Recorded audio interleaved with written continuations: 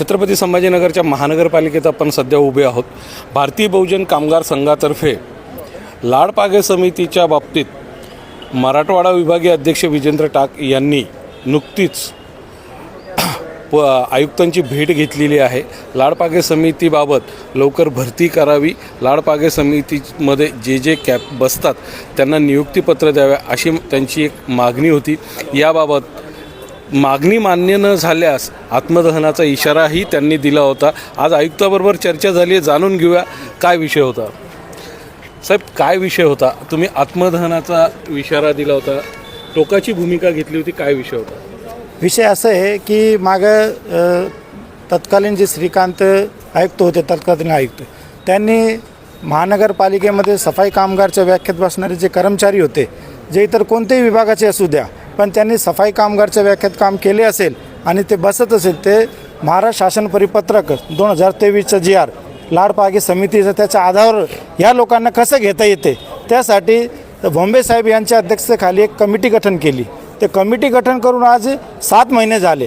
आम्ही संघटनेच्या माध्यमातून त्यांना परस्पर 7 महिने पाठपुरावा करत आहोत आणि या विषयामध्ये आम्ही माननीय आयुक्त साहेब यांची ती 3री वेळेस आज भेट घेतली। आम्ही परेशान होऊन आमची मानसिकता एकदम खचून गेली। आता आम्ही आत्मदहनाचा आज इशारा दिला होता। आत्मदहनाचा इशारा दिल्यानंतर आज आयुक्त साहेबांनी भेटीसाठी बोलवलं होतं।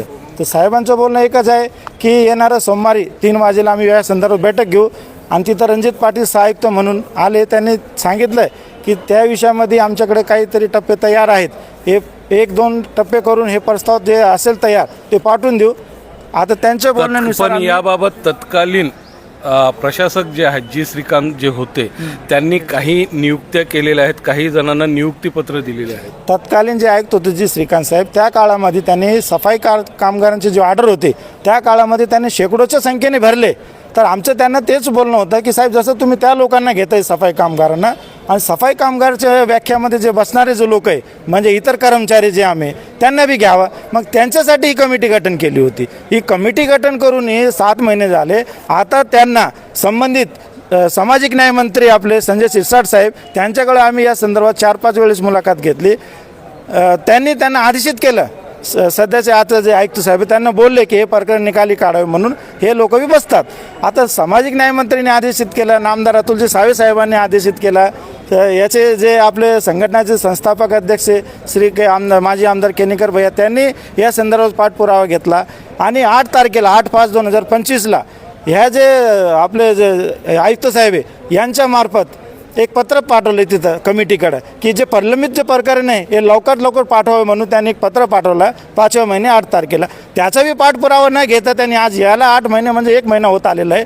पण हे कसं निष्काळजीपणा, एक कामगारांकडे दुर्लक्ष म्हणून ते जे समितीचे अध्यक्ष आहे श्री भोंबे साहेब, ते आमच्याकडे नाकारत भूमिकेकडे आमच्याकडे बघत आहे। समितीच्या संपूर्ण महाराष्ट्रातच मोठा बॅकलॉग आहे। लाडपागे समितीचे जे अध्यक्ष आहेत त्यांचाही मागे दौरा झाला, आपणही त्या दौऱ्यात सहभागी होता। मोठा बॅकलॉग आहे। कसं आहे, आता मराठवाड्यामध्ये 9 मार्चपासून मराठवाडा दौरा महाराष्ट्र राज्य सफाई कर्मचारीचे अध्यक्ष होते शेरसिंग डागोर साहेब, त्यांनी स्वतः मराठवाड्यामध्ये सफाई कामगार, वाल्मिकी समाज, इतर कोणतेही समाजाचे कर्मचारी असो, कोणावर अन्याय का होऊ नये म्हणून त्यांनी एक मराठवाडा नियोजन दौरा केला।